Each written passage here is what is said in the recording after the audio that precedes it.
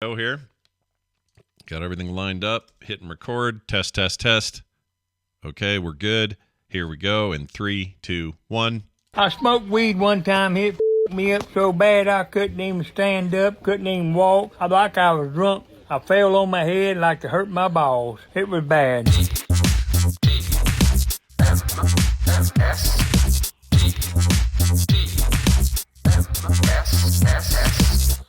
The morning stream.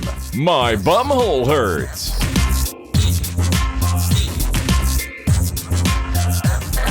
Good morning, everyone. Welcome to TMS. It is Wednesday, May 25th, 2022. I'm Scott Johnson. That's Brian Ibbett. Hi, Brian Ibbett. Hi, Scott, and hello, Tadpole, and all the ships at sea. Yeah, we hope you're all doing well. Today, our job is clear and present. Our job is to distract you and have some fun here today. So we're not going to be one of those shows where everybody feels like they have to go deep and address the hideousness that was yesterday. Instead, of course, that needs to be dealt with, obviously, but we are going to try our best to just be a fun place for you to be today. You know, exactly. Park That's your the brains, plan. have some fun with friends. You know, we're all in this together, and we're all pals here. So welcome. Sit back, relax, enjoy yourselves, and take your mind off the day's woes for just a little bit, if you can. For sure. Yeah, there we go. That's a good way to go. Here's the deal. Speaking of going, you know, I went to the dentist yesterday, and that's why there was no show. Okay, we made this clear ahead of time that we would have no show on Tuesday because I had oral surgery, which is a fancy way of saying take my tooth out. Right. Extraction, exactly. Not the cool one with with Thor on the Netflix channel there. Not that extraction. Not that one. No. Which I really enjoyed it. I don't know if I've mentioned how much. For some reason, I was thinking, is that the one with Natalie Portman? But it's with it's the what is that one called? That was like. Oh yeah, she had her own thing. Didn't she have something that was similar to Extraction? But it wasn't called Extraction. You're thinking of her sci-fi movie called Annihilation. Annihilation. Thank you. Yes, yeah. Annihilation. That movie's awesome. It's really good. Yeah. Oh, I love Annihilation. Let's start doing better at naming movies though, so that they're memorable. Yeah, let's have some memorable names. Exactly. It just doesn't help anybody. I want to see that dude's new movie because it's got that girl from season 4 of Fargo in it. She's really interesting. She's Irish. I can't think of her name. But anyway. Back to the point. I'm supposed to go to the dentist. All right. It was going to happen at the crack of 8. They were supposed to have me there for a couple of hours, and it was going to kill TMS. So whatever. We knew this. Right. I've been dreading it. Didn't really want to go, and I got in there, and things went differently than we expected. Here's what happened. Okay. I sit down with my dentist. It's my normal dentist guy I've known for 20 years. Dr. Matthews, great guy. And he's a normal dentist guy, as you said. Dentist guy, right? Exactly. If there's ever a dentist who's a guy and normal, there's your guy. Anyway, what's interesting about him though is usually when I see him, he's super tan and in like ripped shape. And but when I saw him this time, he looked like a normal guy, and I don't know what happened there. Anyway, maybe the pandemic happened there. I don't know what happened. Anyway, so we get there, and I haven't seen him in a little bit because he's also got like an office with like 2 or 3 other sort of sub-dentists working there as well now. Things have grown quite well for him. And the guy who gave me the diagnosis last time I was in there that, you got to have this cavity fixed, this silver filling from high school has got to come out, and then also we're going to extract that tooth. Or basically gave me an option. You want to crown it or extract it? And I had to make a choice. The choice was extraction for a bunch of reasons. But anyway, so I get in there, and it's not the guy who diagnosed it. It's my regular Dr. Matthews. And he looks at my mouth for a minute, and he goes, And he pulls up my stuff, my x-rays and junk from last time, and he's like zooming in, looking real close and going, I don't think we're taking that tooth. I said, Wayne, that's the whole reason I'm here today. What really? Right, yeah. He goes, I don't think... if you told me you wanted to do this today and absolutely were determined, I would say, okay, fine, we'll do what you want to do, but it doesn't really need to go. And I said, well, didn't he say it had like a cavity or something? He says, well, here's the problem. You get like a chip in it that could lead to one with a bunch of activity, but activity means that it would be biting on whatever's below. And because this is an old wisdom tooth that has no tooth below it, it doesn't touch anything. It just sort of is there and hangs out. Okay. It doesn't chew. It doesn't take part in the work of chewing. It's an NPC, a non. Yes, it's a non-playable tooth. Exactly. Yeah. Exactly. Right. Okay. It's a prop in my head that just does nothing. And he says, here's the problem. Taking it out is no big deal. It doesn't really change things. But if you ever had a problem with the tooth next to it, it would be nice if we had an anchor point somewhere for an inlay, because inlays are better than other options. So I'd rather be able to just have something there to connect it to if we ever got there. And it says right now that tooth's fine and 100% good, but I'm just future-proofing here. And he goes, I've been doing this long enough where I've seen situations like this where we extract a tooth and then later go, crap, we should have left that bone there because now we can take care of this thing next to it easier or less painfully or less invasively or whatever. And he said, yeah, there's just really no reason to be taking that out. And I said, well, I'm not going to say no, but it's a little weird. You guys are switching gears here on me. I've been dreading this for a month. You tell me one thing and then, right, yeah. Yeah, so I was a little bit, weirded out that way. And he goes, no, I understand. It's just, and he's, basically he said that the other dentist is newer and wouldn't have thought of this without saying that. He was like, well, no, Dr. So-and-so was correct in his assumption about the but what he's, he just hasn't seen a couple of the cases I've seen where this, and I'm like, fine, dude, leave it. Great, let's leave it. So he focused entirely on this lower old high school filling that went poopy, put a new one in it. That's it. It's all good. So all my worries about yesterday being all gnarly and having a giant thing taken out is for naught. Are put to rest. Yeah, It's for naught. I freaked out for nothing.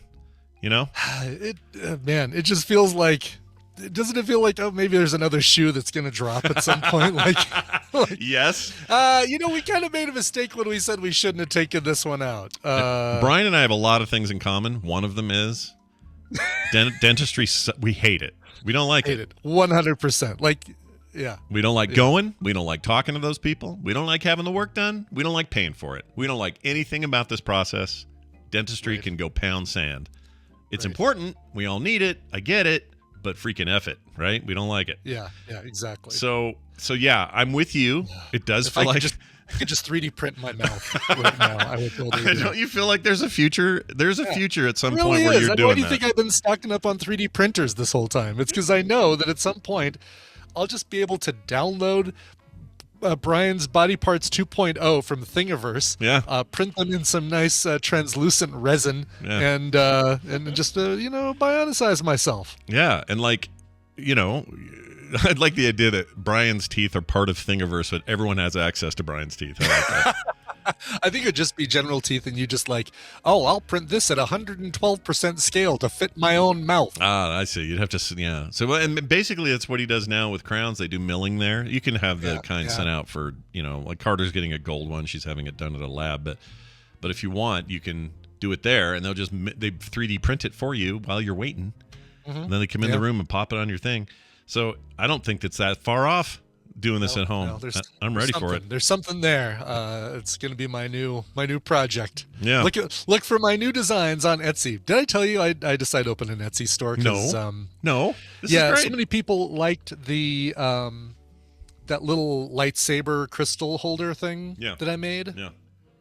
That I'm like, you know what? Let's put this on Etsy, and because it's up there with I don't know, maybe 2,000 other lightsaber crystal holders. Yeah.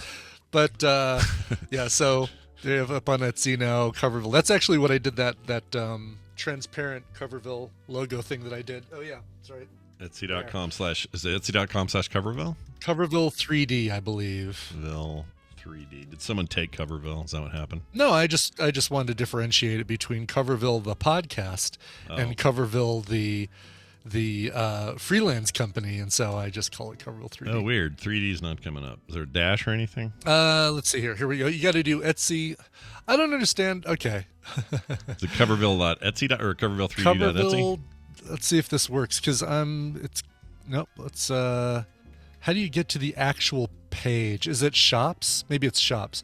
Etsy.com/shops Coverville 3D. Okay, I did. Nope. And also I just found out if you type coverville3d.etsy.com, it will resolve to the shops thing. Oh, there we go. That's even better. That is good. Coverville there it 3D. is. Yeah, you can see all the massive amounts of stuff that I have there, which is one project. The first thing they say is, hey, trying to have 5 projects up on Etsy because it'll really help your exposure.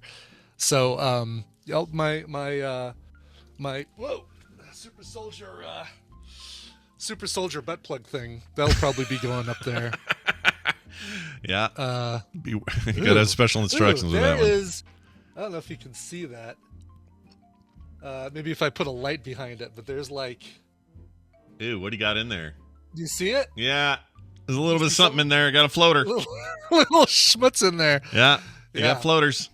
Oh boy. I don't know what that is. Yeah, I don't either. Something intergalactic butt plug has floaters. I won't ship it with liquid in it. That seems like it's just asking for trouble. But that one I probably just won't ship at all because what the heck is that? So let's see. You got the gray, white, black, primed gunmetal, transparent red. Which of these choices do you think looks the sharpest, the coolest? What do you like the most, color-wise? As far as here's the thing. So I actually did print one in transparent or translucent red. Yeah. And if somebody is saying to themselves, you know what I'd like to do is make it look like the lava on Mustafa, like having the cracking lava. So basically keep the little holes on top transparent. Yeah. And then crackle black paint the rest of it so that the red comes through with the light, because it'll come through and it'll look like lava. That one I think is pretty damn cool. But this does not include the crystals, correct? No crystals. Does not include the crystals. You must supply your own crystals. You must go buy those at Disneyland for whatever they are, $30 each or however much they are. But that's an important part of this, everybody. Just remember that. Those crystals, you got to have that shit. And then once you've got those, Brian's awesome little thing here is cool. So, this is great, dude. I think this is awesome. You're doing enough 3D printing stuff. I think I don't know. I can see this expanding. Yeah, I need to. Cool. It's basically being able to design stuff, right? It's what I want to do is start making kind of like the prop stuff that Bill does, but more like, all right, we haven't seen a Fantastic Car, the old bathtub-looking Fantastic Four Fantastic Car in the movies yet. So let's do one of those that people can download and print, or I'll print them and send them to people, and they can paint them. Do you think they even dare put that in the movie? Do you think that even is not the one that just looks like a floating rotunda? Not the do it. Yeah, if they did that, it would just be like. That'd be a bad idea, unless they want to. It was a silly idea, even in 1970 whatever or 60 whatever when we first saw it. Right? It was like, wow, it's not aerodynamic at all. It is just basically an oval with walls, and they just stand in it. Yeah, that's gnarly, man. Reed's a great, he's a great inventor. He's not a designer. No, nobody wants the Richards original freaking bathtub-looking ass freaking car bullcrap. I think it was bad. Exactly. All right, I got the only other thing I would say, True Grit is a good movie to have on while you're having dental work done. And I know that's going to sound weird. Teeth. I don't know. I thought the same thing. I was thinking Grit, and I went, I don't like Grit. But then I put on True Grit. We're talking the Coen Brothers 2 Grit. Don't care about the old one so much. But I love the new one. I think it's amazing. One of my favorite movies ever. And it's so good. And I'm hoping to have some clam chowder this weekend and get some True Grit. Oh, you will get some True Grit with real. If you're getting the real East Coast clam chowder, I'm getting some real East Coast clam chowder. They think sand belongs in there. Those people. I don't know what's wrong with them. So bad. I hate it. And the stuff I had down at the wharf in San Francisco, just a crunchy, horrible nightmare. I can't believe I did that. Anyway, the other thing I was going to say is I asked the dentist because I meant to do this forever ago, and I finally remembered to do it. And I didn't do this on laughing gas or I'm not stoned here at the appointment. I said, so they had this big TV, and they got a selection of every movie ever and Netflix and all the services. You can do whatever you want there. And they gave you the remote, a good remote, not the piece of crap garbage poo remote from Apple's last generation of remotes, the slippery little booger one. Yeah, exactly. Anyway, they give you that remote, and they let you do whatever you want. And I turn to him and I say, I got the blocker in my mouth, and I'm like, I gotta ask you a question. And he goes, here, let me pull that out. He pulls it out, and he goes, what's your question? I said, Has anybody ever sat down here and watched what's the name of the movie? I just forgot it. What's it called? The Tom Hanks movie where he gets stranded on the island. Castaway. Castaway. Jeez. I said, has anybody ever sat down and fired up Castaway? And he goes, oh, because he uses the skate to knock his tooth out in the middle of it. And I said, yeah.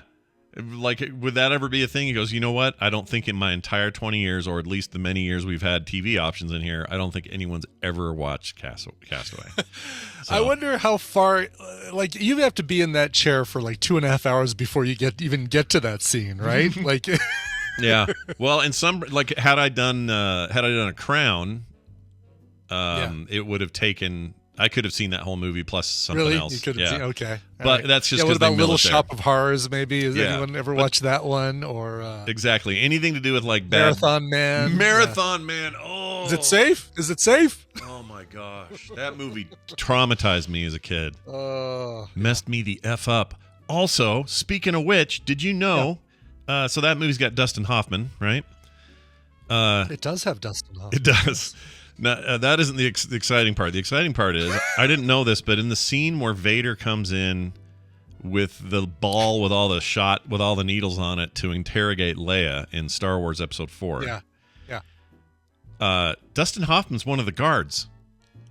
He was just hanging around on set. He's not a stormtrooper. There's no helmet, so you can see him. Isn't he a little short for a stormtrooper? He's a little short for anything, Brian, that guy. But I'm telling you, I couldn't believe it. Somebody pointed it out on somewhere. I don't remember where I saw it. And I went to go verify it, looked at the actual episode on Disney Plus in 4K, and I was like, looking really close. Sure enough, freaking Dustin Hoffman standing there in the thing. And I guess it was because he was a huge fan of George Lucas and really liked, what's the car one, the 50s one? The American Graffiti. American Graffiti. Yeah. He loved that. Yeah. And so he was like, well, just hanging around the set. Richard Dreyfuss. Hanging around the set and thought, you know what, can I just pop in here and be a little thing? And Lucas was like, yeah, whatever. Go ahead. Cool. Yeah. That's very cool. Next time you see that scene, check him out. He's over there. I'm totally going to look for it. Today, by the way, May 25th. Today is Star Wars Day, observed, right? Because this is the day in 1977 that the movie came out, May 25th. Yeah, we should celebrate. We're celebrating today. I don't know about the rest of the world. We're celebrating it today. I, with all the T-shirts that I have, all the Star Wars T-shirts, you'd think I would have grabbed a Star Wars T-shirt, but I didn't think about it. So. Well, I'm now going to way to celebrate. I have 1, 2, 3, 4, 5, 6, 7, 8, 9. Maybe 8 clips that are some of them are too long, but these are my Star Wars clips. Okay. Oh, okay, good. Here's number 1. This is Van saying Star Wars. Can you say Star Wars? Star Wars. All right, there's that. It's pretty cute. Aw. Can't wait to see him. He's still pretty sick. Star Wars toys. Oh, let's see. It's Darth Vader. Watch out. Okay, there's that. That's one. That's good. Yeah. Here's another one. Okay, that's weird. The name of that file is Star Wars? The name of that file is not quite Star Wars quality audio. I don't know what that is. Okay, I was gonna say that one. I don't remember any beeping. No, that's news to me. I don't know what that is. Yeah. All right, here's another one. Have you ever heard of Evel Knievel? No, I never saw Star Wars. Okay, never saw Star Wars. Okay, good. Here's one. Have you even seen Star Wars? Okay, that's a good one. Sounds like good. Is that Owen Wilson? Have you even seen Star Wars? I think that's Owen Wilson. Ooh, sounds too young and high voiced to be Owen Wilson, but maybe it's an older old Owen Wilson movie. 2016, I captured that. All right, and then here's one. Oh no, that's 3 hours long. We're not playing that. How about this one? Oh, that's the entire movie Star Wars. Here's your Third Eagle Star Wars reference. I mean, this could almost be a scene out of Star Wars. Yeah, they sure could. Star Wars. Star Wars. I haven't even checked in on that guy in a while. I hope he's still Third Eagling. He's probably with us still, right? Probably still. Oh yeah. Doing Well, his thing. you know what? Maybe. I don't know. I'm looking it up. I mean, he's 1 million years old. Let's see here. Nope, he's here. He was streamed 20 minutes ago. So okay, good. I don't even want to know. You don't Don't pretend I didn't ask. Yeah. He's also it's a whole bunch of bullshit as usual. Anyway, yes. So I lifted yesterday. Do you even lift, bro? Oh, right. You went lifting in the morning. I decided to lift because, I was hoping that there would be, maybe there'd be a good story here. Not really. It was a pretty uneventful morning of lifting. It only took like 6 or 7 rides, but one of them was like 45 minutes long, one end of town all the way down to the other. Actually, 2 of them were longer rides. One of them was a long time to get to it. It was about a 20-mile drive to go pick up somebody and take them 1 mile to their destination. Oh, wow. Their destination, 24-hour fitness. Oh, geez. Really? You could maybe do 23.5-hour fitness and just walk there. I don't know. Count it as your warm-up exercise. Yeah, I don't know why you would not. Especially the weather's nice right now, right? Right. It's relatively nice. I mean, certainly she could have had a light jacket on and been just fine walking to 24-hour fitness. Maybe she was looking for a hot driver dude to hang out with for maybe, a little bit. Yeah. I took a kid to school. Yeah. He was wearing big fuzzy Chuck E. Cheese ears and watched anime on his phone the whole time. Awesome. You go, kid. You go. Exactly. You be you. That's awesome. Yeah. But it's funny to be the Lyft driver in line at the school doing the drop off with all of the parents. Yeah, you gotta be careful at our age. People look at you going, "What are you doing at school over here?" Exactly. It's like, you got a kid in here? No. Okay, buddy, we got you on the list. Exactly. All right. Well, that's good. You had a fun time. Yeah. Well, good. I was. What was I thinking? I was thinking of something about you lifting yesterday and I forgot what it was. I'll think of it later. Yeah, it was an uneventful lift day, which is fine. I'd love a little story to be able to tell people, but yeah, sometimes life doesn't give you that, and it's okay. And it's okay. Yeah. Yes, we're not going to. Make sure you go log yourself into the old. The old feud, yeah. The old feud. Damn it! I forgot I was not in there yet. It only takes a second nowadays because it's so much better than it used to be. There it is. Okay, now we're in. Well, I think we probably ought to get Dunaway involved somehow, and by doing that, we just play this. We got a guy who says, "I'm OCD as heck. Please go back to the other music because I'm not used to this change. It's freaking me out." You'll get used to it, just like everything else here. Hello. Hey, Brian Dunaway. What's going on? Oh, hi, Scott and Brian. How are you guys? Good, man. We're good. Good. How are you? Yes, Wednesday, my dudes. Yeah, my dude. Hump day. Hump day. Humpin' day. I feel like I just talked to you just because I did. What's that now? I feel like I just talked this because we did last night.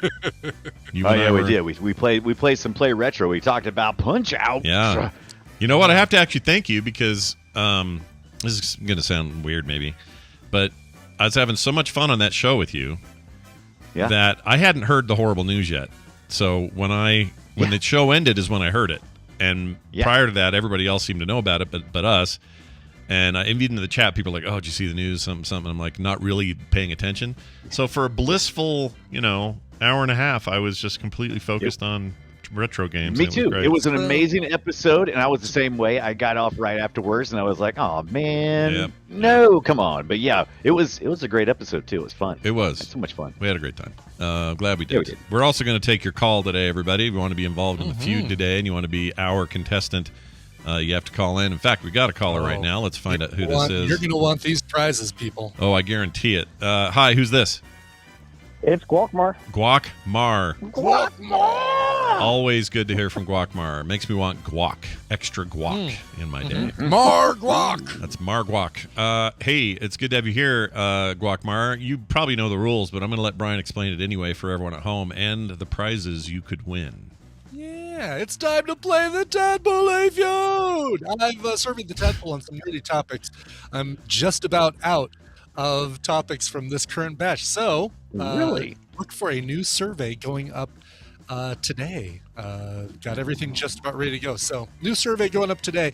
This is really the last one, second to last one I can pull from that survey. Scott and Brian have to predict the answers that you guys gave us as Tadpoolers, and it's their job to see how many of those answers they can guess. Now, Guacmar, your job, as you know, is more important than ever because you're going to be working with either Scott or Brian. And if your team wins, you get a prize package. Oh, that includes Satisfactory and PGA Tour 2K21. I was just talking about this game yesterday. I was talking about this game with Brian last night on Play Retro. I love that golf game. It's amazing. Yeah. And I could play it all day. I do have to turn the commentary off because their color commentary guy is an idiot. But other than that, it's totally fine. He just says things like, the main guy's like, "Oh, we got a nice one. This is going to be on the fairway. Very nice, very nice." And the other guy always goes, Yeah, that's what you call a golf ball being on the fairway there, Bill. It's like, no, we know what it is. Anyway, you can turn all that off. Similar to Holy Moly. Exactly, that guy. Yeah. If only you could have Rob Riggle and the other guy. I would love that. That would be amazing. You still have not seen an episode of that, have you? No, but I know it's going to be great when I find one episode. All I want you to do, Scott, is know. just watch one episode. They're also doing a dog show. Yeah, you don't ask much, Brian, so I should just do it. Also, Satisfactory, one of the great freaking games ever. You're going to love it. It's good. Why am I not keeping this for myself? I love this kind of stuff. What, Satisfactory? Open world factory building game with dude, it's so good. It's so good. I need to send you a copy of Satisfactory, but let me know. I'll get you hooked up. You hook him up. Hook him up. It's amazing, Brian. You'd love that game. Really? Yeah. Okay. I've got a Winders machine right here that I can play it on. Winders machine right here. Totally play it on Winders. Yeah. It'll be on consoles coming at some point. I have not played a golf game on the computer since probably the late 90s. Oh my gosh, dude. It's so good. It's like Was that Mavis Beacon Teaches Golf? No, it was some other golf game that came with the Gateway computers. Oh, it's probably big brown box. Those old Lynx 3000s. The cow pattern, the Holstein cow pattern on it. Yeah, those were the days. Yeah. Anyway, you're getting this is a hell of a package today. It's really good. Dude, you're getting it. He's getting it only if you guys win it for him. That's so true. It's really up to you guys. Okay. It's only up to you guys. So this is a good one for you guys, especially with Play Retro. Please put your hands upon your buzzers. This I think might be the smallest number of passes I've ever seen. Out of 594 tadpoolers, only 6 people could not come up with an answer, and I'm amazed that there were even that many. That is amazing. All right, we asked the tadpool. 594 of them responded. What was your first gaming console? Scott. The Atari 2600. Show me the old Atari 2600. Number 2. Ooh, number 2. One answer will beat it. That was good, Scott, but I think you went a little older in the tadpole. I'm going to go with the Nintendo Entertainment System. Yeah. The NES. Show me the NES. Damn it. It's going to be number 1. Damn it. Number 1 answer, only by 8 people. Like 8 people difference in between the 2600 and the NES. So, damn it. That means, Brian, you and Guacmar have control of the board. I actually feel pretty good about your chances here, Guacmar. You're going to do good with Brian. Because I know what answer I gave. Yeah. So. Yeah, you can do that. Let's do yours, Guacmar. Let's do yours, Guac. Yeah, what is it? I had the Intellivision because I remember also sending Brian something about the B-52 bomber. Oh, yeah. Oh, yeah. I remember that thing. That scared me when I was young. Oh, that controller was a nightmare, that thing. What a piece of crap. But yeah, I think it's a decent answer. All right. Show me the Mattel Intellivision. With George Plimpton telling you how much better it is than the Atari 2600. Yeah, number 7 on the board. That's good a good points. Point. Yeah, good points. Well, Guac, do you have another one? I have one, if not. Well, I mean, we can go down the line of the Nintendo line, so go with Super NES, and that's what I say. Let's do it that way. Do the Super NES. The SNES. Yeah, the sure. SNES. No, SNES. Don't say it like that. Look, I got so much heat for calling it SNES the other day from a guy who says, I've never called it that. I've never once said that. No one says that. I'm like, yeah, everybody says that. All right, show me the Super Nintendo Entertainment System. Oh, there you go. Number 3. Yes. We're gonna go in line then. We're just gonna go with the Nintendo 64. That's where I would go next. Okay. We're going for the N64. All right, show me the N64. Can I get bonus points if I say what it's originally called? No. Ultra 64. Oh, wow. That's very impressive. Show me Nintendo 64. Nice. 6'4". Yep, number 5. Damn. So the next one would be GameCube. Yeah, you're gonna do GameCube, right? Gonna do the GameCube. Now all right, let's go with the GameCube. Things get a little scary there. Show me the Nintendo little square purple and gray box. Oh, a little too young for our mighty folks. have fallen. No, number 16 on the list. I think if the GameCube was your first gaming console, you might not ever do any gaming anymore. Yeah. Oh, don't be talking smack about kidding, Brian Dunaway's favorite gaming console of all time. I loved that console. I was a huge fan of the GameCube. All right, let's go. You should listen to Play Retro, and you would already know in that. The butt to put it in your wall entertainment system unit, because it had to be on top. Yeah, I mean, a lot of these do have to be on top, but that it's one like was it's the PS5 of its time in terms of awkward size. It's just really it was a weird shape. But see, the thing is, I was fine with it because the GameCube had a handle, so I didn't feel like it was supposed to sit. It's supposed to be always ready. And you to just go. always carrying it around and always hooking it up. What a pain in the butt. Oh, it's even worse. It was like luggage for him. Took it everywhere. He went. All right, I'm going with. Let's get a little Sega love on here. I'm gonna say the Genesis to Genocide. Sure. All right. Show me the Genesis. Genocide. Nice. 9. Number 9. How is that so low? I'll take the points, but that's surprisingly low. Yeah. Okay. 4 answers still on the board. Almost all the even numbers. 2 is the only even number that's been taken, but 4, 6, 8, and 10. How about? Oh gosh. First consoles. I assume handhelds are in this list. Can they be? I guess it's the Tadpole. Just whatever. Okay. I'll tell you that the question was, what was your first gaming console? And I'll tell you that the Tadpole answered that question. Okay, so fair enough. That is the... Fair enough. I'll say Game Boy just to see how it goes here. All right. Okay. Show me the Nintendo Game Boy. Oh, look 10. at those points. Oh, I hate you so much. Oh, that's bad. Okay. Bad. Scott's winning by 5 points right now, and there's still 18 points on the board. All right. If the Game Boy is that low, I think I'm done with handhelds. Geez. Let's go with the PlayStation 1. I know there's enough young folk in our, youngish folk in our rooms here. That's a good one. Yeah. Sure. The Sony PlayStation non-numeric original flavor. Yeah. Number 4. Number 4. Okay. Don't worry, Guacamar. If we run the board, you still win. That's true, actually. Can do it. Yeah, that's true. Well, I mean, that means, Scott would still have to not miss these next 2, because then you'll get a chance. Yeah. That's a good chance. Yeah.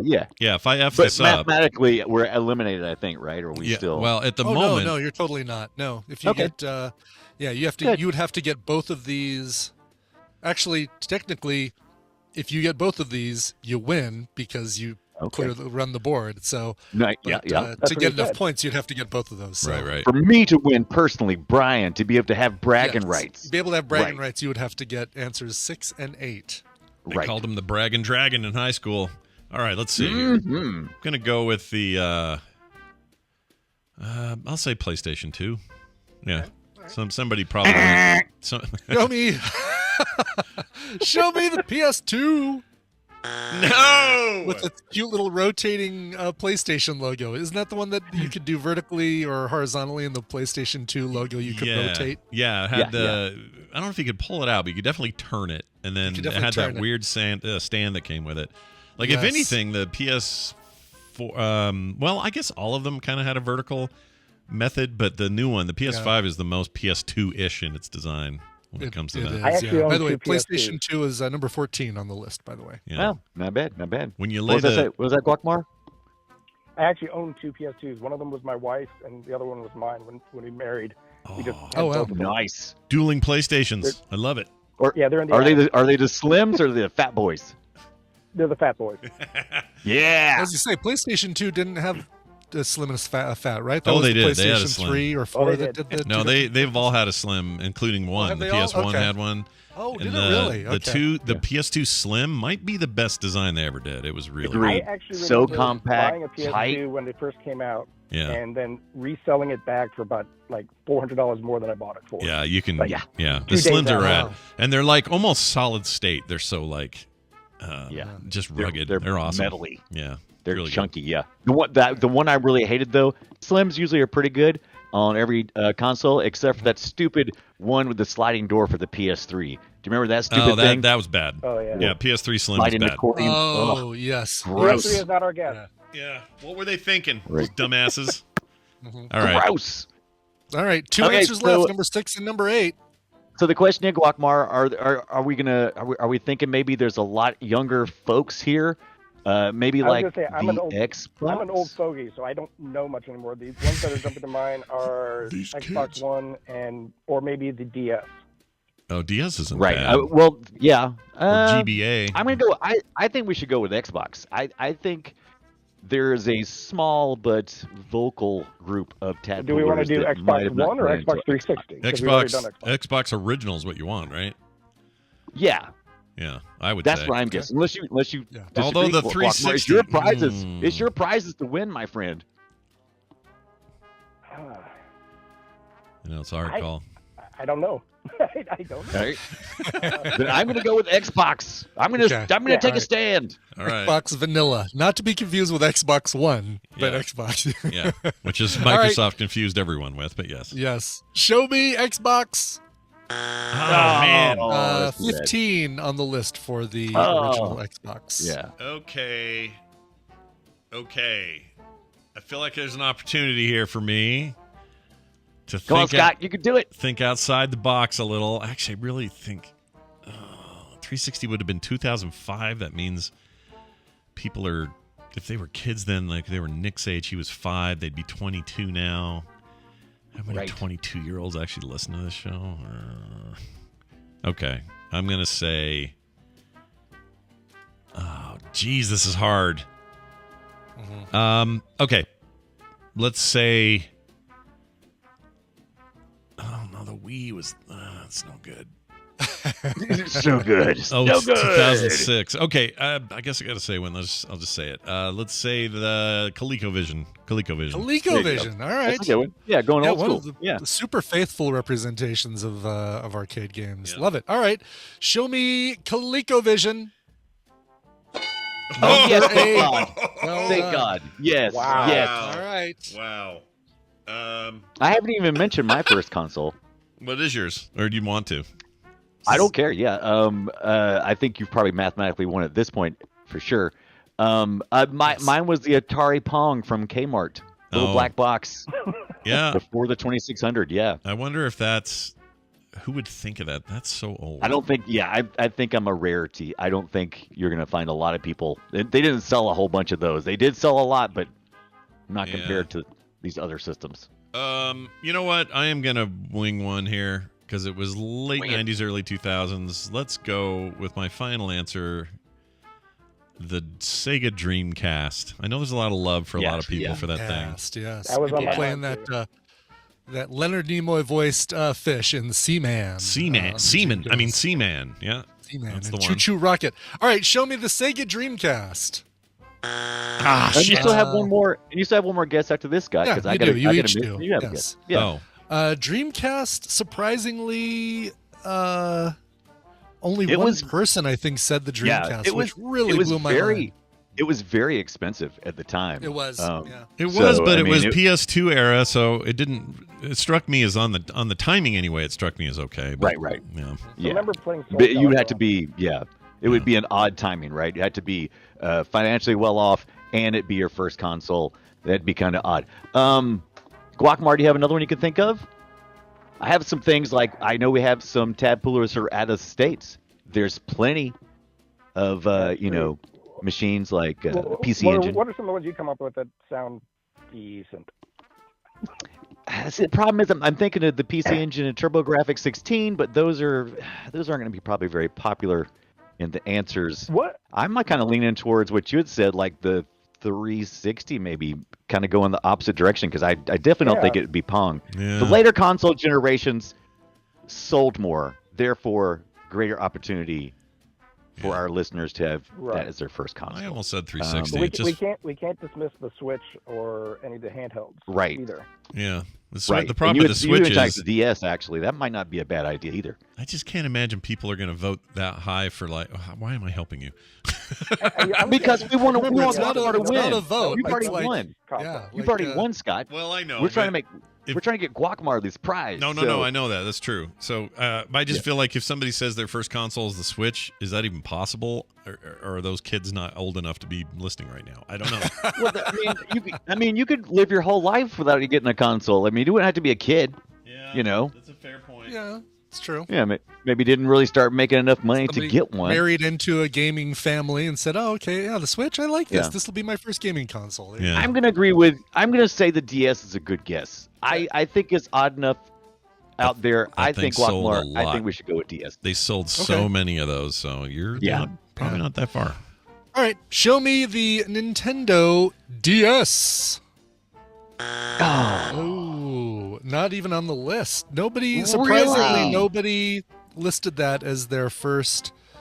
They mentioned Game Boy, but not the other. Okay. Well, how about Game Boy Advance? That's my final. It's your final yes? Yeah. All right. Really? Show me Game Boy Advance. Two people, we had two people said Game Boy Color. Let's see. One person Game Boy Advance. No, I'm sorry.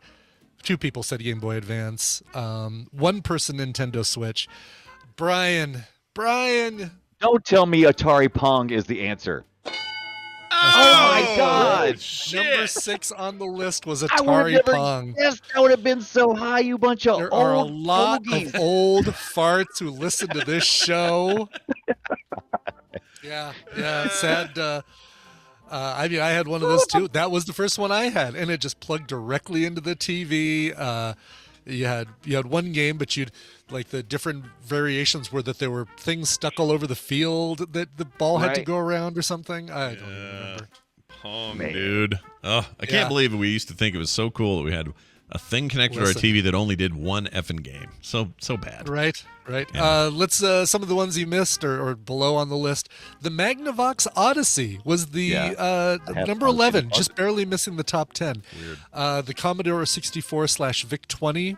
It's a computer, but people considered it a gaming console too. Counts, sure. Sega Master System, Mm-hmm. different than the Genesis, obviously. PlayStation 2, Xbox 360. We wouldn't even see until number 18 on the list. The Atari 7800, Nintendo Wii down number 22, PlayStation 4, Sega Mega Drive. Same as Genesis, just European. Yeah. Pretty much. Yeah, that's true. Yeah, the Sega. Oh, yeah. So I should have counted that one person towards the Sega Genesis. Sega Game Gear. Let's see. Had a couple old stalwarts who had the Atari 5200 or the Atari 7200 as their first. Jaguar. Did anybody have one of those? Yeah, one of the 8 people in the world. Because that was at the time, that was the game to get that was the machine to get if you wanted to play Tempest that looked like real Tempest. Yeah, that's true. Yeah. That was a pretty good version of Tempest, and some other arcade stuff finally got good. But boy, that 5200 just sold like garbage. Nobody bought it. It really did. The Sinclair Spectrum. Let's see, DX. The TRS-80 Color Computer 3. Oh my God, get out of here. And then somebody had the Radio Shack TV scoreboard, which might have been Pong. I can't even remember. I don't know that one. I mean, it wasn't the Sears Pong, the Sears one that we all had, but what's that? What's the one that Coleco mine made? Was Kmart. Yeah, yours was Kmart. That's where you went, was Kmart. That was your place. Yeah. So there was a thing. I have a clip of it here, and I think I even played it on the show, maybe even yesterday. This right here. Listen to this real quick. This is one of the program cartridges you snap into new Telstar Arcade, the 3-way microprocessor console. Start with this roaring road race. Gun the throttle. Faster. A crash. Score. So it had the cartridge like this triangle, and it's set down in the middle, and it had 3 games on it, one for each side. And each side of the console was a big triangle console, and one side had a steering wheel and a gear shift. Other sides had buttons or whatever. Other side maybe sticks or something else, flight stick type thing. And that was the thing you would buy. And you could buy new cartridges, but it would just be another kind of driving game, another flight game, another run around game or whatever. Mm-hmm. And I don't remember that thing at all. But when I found this commercial, I'm like, that would have been something I'd have been stoked about. That would have been cool. Yeah, that would have been really cool. The Telstar. Nobody said Vectrex. I know there were some people in the chat room.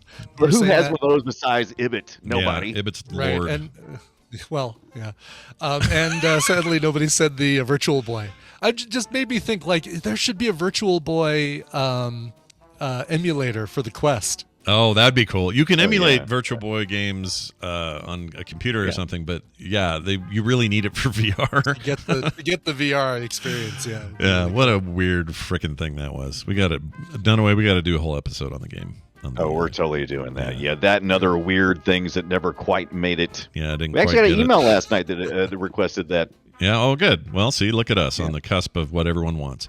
Guacmar, you tried your best. You did your best. But at the end of the day, I'm happy either way. Yeah, you're happy either way. You're a happy guy, and that's what I like most about you. I'm going camping this weekend, and I'm going to go see Chelsea Football Club in July. Oh, that sounds like fantastic. Nice. That's great. Nice. Oh my gosh, my son-in-law will be jealous.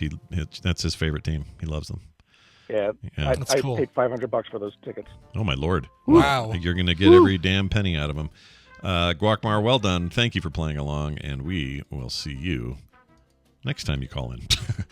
All right, hey Dunaway, well done. As always, make sure if you're like, man, I sure enjoyed this game that was all about retro gaming. Good news, we have a whole show about it called Play Retro. It happened last night, and you'll be able to get your hands on it right now. Go to Play Retro wherever you get your podcasts, or find Play Retro wherever you get your podcasts, or just go to frogpants.com/playretro. Is there anything else you'd like to say, Brian? Sure, Scott. This next. Nope, there he goes. He's out. I got rid of him. Well done. He actually probably had something. Well done, real. sir. I He might have actually had something. Yeah, I feel bad a little bit. Yeah, I wonder if both of those prizes will roll over to next week, or if only PGA Tour 2021 will roll over. I wonder what'll happen there. What'll happen with Satisfactory? This game, I can tell you. Well, like Bill Duran, this is all he did for about 3 months. All he did was play Satisfactory. Yeah. And you can do some crazy shit in that game. It's so good. You're gonna love it. I mean, you might love it if you were to win it. If I were to win it, fair and square, then yes. And it sounds like Dunaway's got a contact or a code or something, so you're probably covered. If he's got it right, I mean, if he's got a free code, then I'm not gonna. I don't want him to pay money to buy it for me when I can just steal it from Wesley. Wesley. All right, that's it for the game. That's it for all this until we come back from this break. This break is going to be a song, but when we come back, we're going to have Tom, we're going to have Randy. We got all our usual Wednesdayness, so stick around for that. But right now, it could use some music. Do you have any of that there? Yeah, let's go to a band that has the great name Phones with Chords. Now, don't be confused, because it's not CORDS, it's CHORDS. How clever. Phones with Chords. This is the recording project of Arthur Alligood. This is his first solo album under the new moniker. Big thanks to Z Tapes and Dark Secret Media for hooking me up with this one. The brand new song, is called What's the Use? The Real Use, and it comes from the album Cut the Kid. Here is Phones with Chords and What's the Use? The Real Use. I'm Dan, the red tag man. Hang red tags where I can. A red tag here, red tag there. Red tags everywhere. Wow, that's a big savings.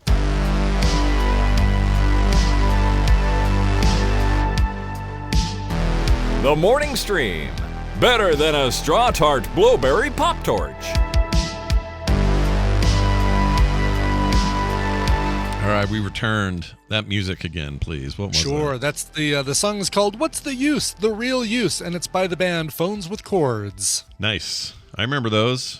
Those are things. I do too. Yeah. Yeah. Like you could only go so far with that phone, but it hung there in the kitchen, right on the wall next to the door of the kitchen. So if you're really good with stretching it, you could maybe sit on the couch in the living room and talk on the phone. Maybe. Look what I've got. This reminds me of something I picked up on Amazon that's super dumb, but I did it anyway. For $10 or something, I bought a bag of, I don't know how many are in here, but little miniature bottles and cans. Because you love little miniature things. I love little tiny things, and so does Carter. So Except parasites, apparently. Except but parasite. Everything else that's tiny you like. Yeah, I like everything but a parasite. That's true in real life too, but yeah, well, who doesn't? Yeah, but it's everything you could imagine, and so I want to make like a little tiny, like a little bar or something that just has a ton of drinks behind it. And some of these are meant to look like Gatorade. This one looks like beer, and there's some whiskey bottles in here. And they're all just plastic and stupid, and I like it. I saw it on Amazon. I was like, I got to have that. Why don't I want that? I want that. Wow. Yeah. That is impulse buy to end all impulse buys. You're not wrong. You are absolutely not wrong. I will cop to that. All right, let's get our pal Tom in here. Let's get some tech news out. I like that idea a lot, Scott. Me too. You know, of all the ideas we've had today, this might be my favorite. So we'll play this now. With the computer, as with any tool, the concept and direction must come from the man. You guys know the man. He's Tom Merritt. He joins us here every week on Wednesdays, and we talk about tech news as he scours the world for the latest in technology news. That'll happen later on the Daily Tech News Show. If I can talk, that'd be great. Hey, it's Tom Merritt, everybody. What's going on, Tom? Oh, I'm just trying to track down what Microsoft's doing with DuckDuckGo. Oh, what? They have Bing. Why do they care? Well, DuckDuckGo uses Microsoft's ads on the DuckDuckGo search engine, partly because it also uses Bing to power some of the search results that DuckDuckGo uses. Sure. And another thing that DuckDuckGo does is offer a browser. And that browser has something called Tracker Radar. And what Tracker Radar does is not only blocks cookies and normal third-party tracking, but blocks hidden tracking, goes a little above and beyond than what other privacy-protecting browsers does. However, a security researcher named Zach Edwards discovered that the Tracker Radar doesn't seem to be blocking a particular kind of tracking on Microsoft sites. So this is a script that loads that Tracker Radar usually blocks from loading, but on Microsoft sites, it lets it load. And then that allows Microsoft to do a little bit of tracking of you when you're on Microsoft sites. DuckDuckGo says the reason that they're allowing it is because of their agreement with Microsoft to run ads on the search engine. That agreement that they signed before they made a browser doesn't allow them to block the scripts when they load a Microsoft site in the browser. They're trying to get that part of the agreement changed, but they haven't yet, and now people are mad. Yeah, DuckDuckGo says they promise they're increasing protection for Microsoft trackers. As of today, on Throt.com, they have a whole thing here.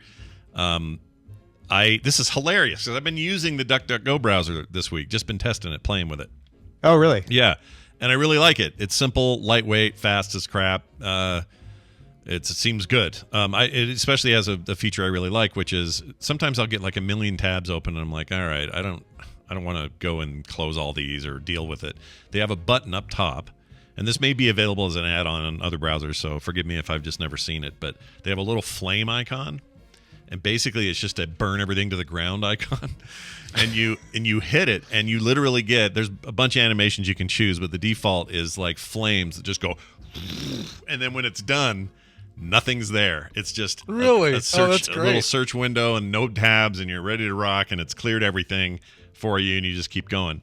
I really like that, and I generally like DuckDuckGo. They've been my search engine for 5-6 years now. That's all I use. Yeah, I use them on mobile. I tend to use Google on desktop just because it still has a little better results, especially when looking for news. But on mobile, my default is the DuckDuckGo, and I like it. Yeah, I like it too. So this is an interesting twist, though. I don't think back then they were planning on making their own browser. They were working hard on having their own add-ons for existing browsers and their little toolkits and everything.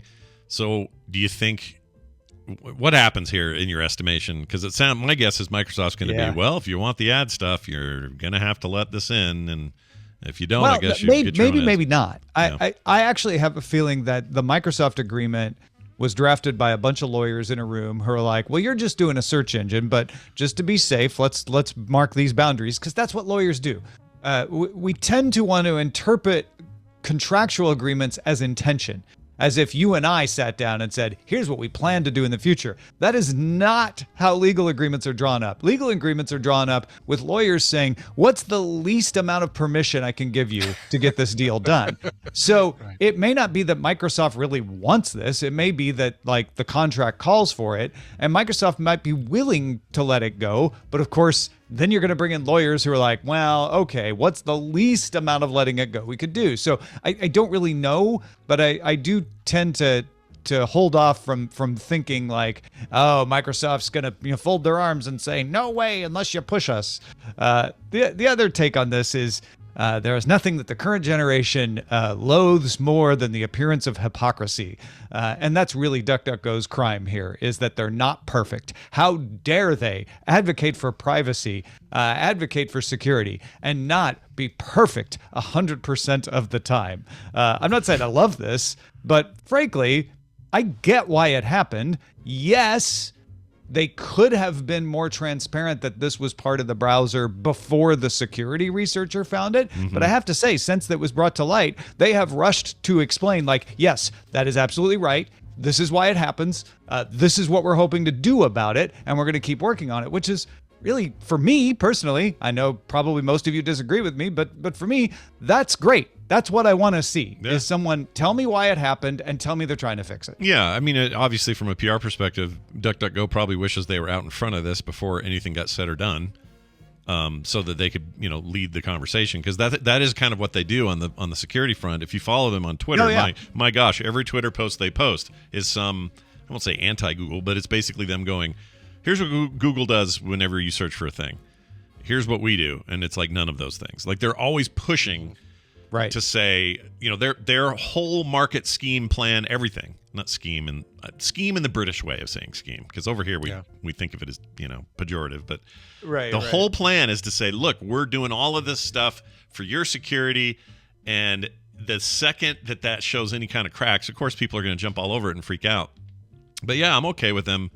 Of course, they've responded now, and now they say they're going to do what they're going to do, and they should be held to whatever they're supposed to do by the people who want to hold them to that, and we'll see what happens. But I don't think it's that big of a controversy. Like, the truth is, they've even sadly, it is that big of a controversy. Well, yeah, I guess it is. Maybe it shouldn't be. Again, I don't think it's wrong to hold their feet to the fire. Like, wait a minute, DuckDuckGo, like, what's going on here? Yeah. But they have now responded, and so now I feel like our job as the customers of DuckDuckGo is not to quit DuckDuckGo or try to burn down their corporate headquarters or anything, but to be like, great, when is that going to happen? Yeah. And also to keep in mind that DuckDuckGo's browser, and Weinberg makes this point, and I think he's right, is only guilty of providing more protection than most privacy protection browsers. They could have not done this kind of active third party, like looking for hidden trackers,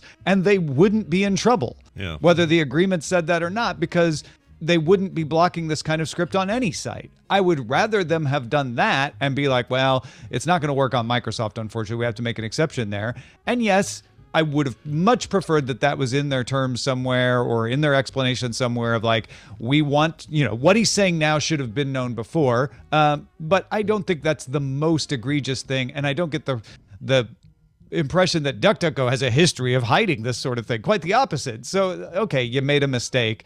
Try not to make any more. But I think it's working out well. Yeah. It's going a security researcher found a thing. DuckDuckGo is like, oh, yep, nope, we messed up. We're going to try to fix that. Yeah. And maybe that's why they didn't put it out there, is maybe they were thinking they could get this done and never have to say it in public, because it is such a small bit of tracking that people might not have noticed. And it's something, again, that most browsers don't protect against anyway. Yeah, that's true. So just real quick, I guess a mini review of what I like about the browser. Not that this is supposed to be about, promoting them or anything, because I'm not really, but the first thing I did was try the mobile browser and really liked it, and it was fast, and I like it better than Safari on my phone. So I went and tried to find the desktop browser, and I was like, where is this thing? It's supposed to be out. Oh, it's in closed beta. Okay, well, I guess I'm not going to be running it on my Mac or my PC. Well, I put my name on the list that they let you sign up basically in the mobile app, and then they contact you, and I got contacted, and I got access to the mobile or the desktop browser. And I can tell you, as somebody who swaps browsers a lot, because somebody comes out with a new one that's super fast, or Firefox has a hot new whatever, or hey, Brave did a thing and tweaked their engine and it's this much faster, or this whatever. It's really fast, like really fast. Now, I remember, here's something that's true about every browser when they first come out. They're always really fast when they first come out. But then what happens is they start having to add things, sometimes necessary things, and the speed is sometimes cut in favor of features. So far, they're not there yet, but strong showing as far as I'm concerned, and that little flame button is awesome. Just click it, Boom, everything goes away. Don't accidentally click it though. Okay, there might be an option in preferences to like make me confirm that I want to clear everything. Because as it stands right now, the functionality is hit the flame and the whole thing explodes. So don't click it by accident. But it's a rad feature, and I'm looking forward to using it more. So there's that. Yep. Anyway, there may be better privacy browsers out there. Let me know. Feedback at dailytechnewsshow.com if you've got a favorite. But I still think DuckDuckGo is a pretty good one when you compare it to everything else. And I these days try not to let the perfect be the enemy of the good. And I think DuckDuckGo is still good. Yeah, it's all right. Also check out I guess the new Brave search engine's supposed to be pretty strong that way. I haven't used it. Yeah, definitely is. Can't really speak to it. And the Brave browser, obviously, it's the opposit for Brave. DuckDuckGo is a search engine now making a browser. Brave is the browser that's making a search engine. And we're getting all of these competitors, which is fantastic. I love it. I think that's how it should be. Tom Merritt today, Daily Tech News Show, 2 p.m. Mountain. We'll talk about this and other breaking tech news stories of the day. Very excited about that because I get to be on. But I'm also really excited about other stuff you have going on. So why don't you tell the people at home what that is?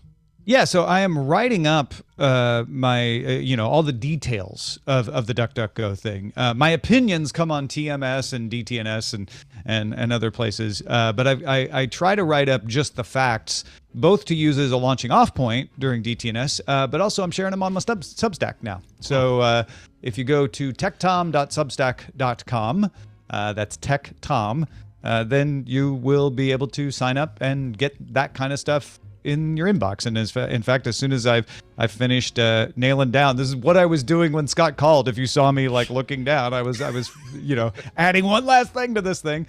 So I've got a few more things to add to it. You will get that in your inbox before the end of today, probably before DTNS. So again, that is techtom.substack.com. Nice. I like that for a second you said Stubsack, which sounds painful. It sounds really bad. Don't Stubsack is something that you get as a blister when you stub your toe. Right. Right. Do not subscribe to that. No, I don't subscribe, nor do I support it. But this thing Tom's doing, totally. Go for it. Tom Merritt, everybody. Ace Detect on Twitter. We'll see you this afternoon. Thanks, y'all. Bye now. See you. All right, very cool. Yeah. I do love me some DuckDuckGo. Stubsack is what happens when I walk around in the middle of the night out of bed and I accidentally hit the end table that's just at the right height. Oh, by the way. Yeah.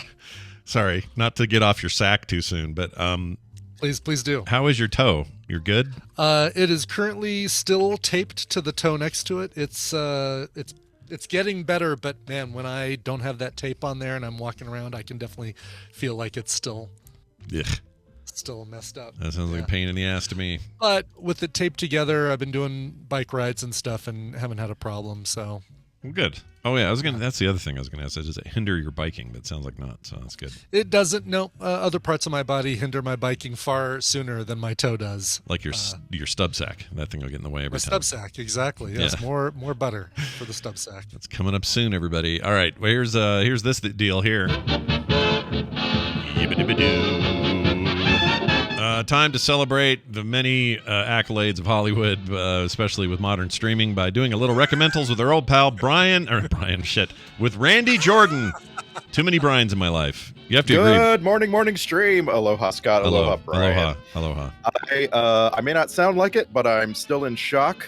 Yeah. I am still in shock that you didn't guess Pong in like your first 4 guesses. Well, it's like you've never played Tadpole Feud before. It's not that. It's just that it's so old. We just thought Yes, exactly. So niche too. Yeah. Like people, every Tadpole Feud, the answers are coming from people who. By the way, if you have ever submitted answers for Tadpole Feud, folks, it's probably time to take your back pills today. Just so you know.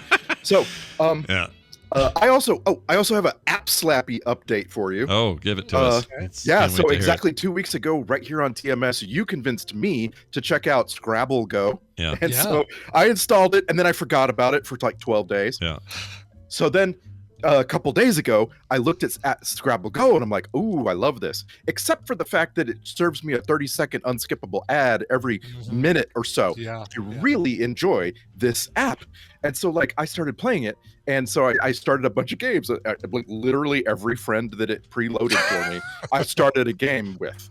and this weird thing happened. So it asked me to play the first word, right, which is kind of a disadvantage, right? Sure, but okay, yeah. so you play the first word, and so I started a game with Brian Ibbett, and I played a word for 16 points, and I started a game with Claire Gack, and I played a word for 16 points, and then I started a game with Scott Johnson, and I got a huge word laid out on the rack for me, like in spelling, and I just played it out. I played it out for 54 points. Oh my gosh! I thought, this is not going to cause Scott to want to play Scrabble with me. Right. Well, the good I'm news just is gonna let that game go. Yeah, the good news is, or the bad news, either way you want to look at it, I have forgotten all about Scrabble and haven't opened it. So whatever this game is you've started, I wasn't even aware of it yet. So I need to get in there and I'll play you. I have no problem playing you. I played so much Scrabble for about 2 solid months. Like every time I got a notification, it was like, whoop, time to play. I got burned out. It was like so much of it all the time. So well, I'm in love with the puzzles. Like I love that there's this single player mode, so many single player modes where it just gives you puzzles to solve and like figure out the highest score you can play on this board, that kind of thing. Yeah. I think that's really it's cool. good. It's I think that's what sets it apart from Words with Friends. Plus the Words with Friends interface is jank. It's old. Yes. Well, anyway, it's good to have you here. Let's get to these things. Yeah. We're going to start with Brian. We'll start with Brian. We always do. What am I saying? You have in my head. I was like, wait a minute. I start with Randy on Filmsack. I start with Brian here. Oh yeah. Let's start with the first one, Brian. You got a little setup for us here. What's this? This one is very appropriate. This clip is very appropriate for Star Wars Day today, although that there's nothing else about this game that is Star Warsian at all, or I'm sorry, game. This TV show that's Star Warsian at all. It is a TV series, 3 seasons, and it's over. So it's a complete start, middle, and end. And you're going to hear a little clip from it right now. All right, here we go. Mate, how many planets have you got in the universe? I know how many. Trillions. Okay, you got trillions of planets. You're going to tell me out of all those planets, the universe goes on forever. This is the only planet that's got any life on it. Come on, mate. Jesus.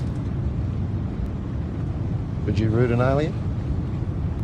Why would I root an alien? No, look, there's no human women about. You're on one of those planets surrounded by fucking alien women. They're all, you haven't had a root in 10 years? You give them one? Depends. On what? If you look like E.T., mate, I can tell you it's not going to happen.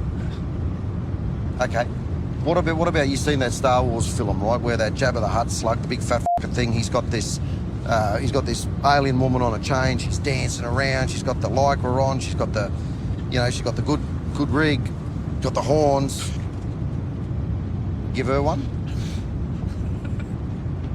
Might have to be pretty fucking tough, mate, I'll tell you.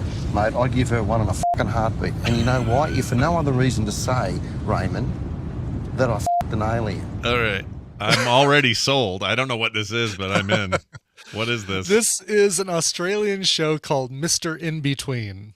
Okay. And I can't remember who recommended this show to me. It might have been Gidget. I asked Nicole because it felt like it was around the time that Nicole was doing recommendals that I heard about this. Yeah. But this is, all right, if you were to, let's say you have a piece of paper. Yeah. And you put a little dot, you make a little triangle, and on one corner of the triangle, you put Sopranos. Yeah. On another corner of the triangle, you put Dexter. And on the third corner of the triangle, you put Barry. And then you draw towards the center with all those things. That point right there in the center is going to be this show right here. It's called Mr. Inbetween. I'm in. I'm all in. You've just said everything I ever needed to hear about a thing. I'm ready. I'm ready for this. Just hearing that clip reminded me of The Trip. You know The Trip? The Trip? Oh, with Coogan and yeah. Oh, yeah. The other guy? Rob Brydon. Yeah. I love that. I love those movies. Those are great. So at first I was kind of thrown because I thought that's what we were hearing, but no. Sure. Yeah. No, this is a series about a guy who is a hitman for hire.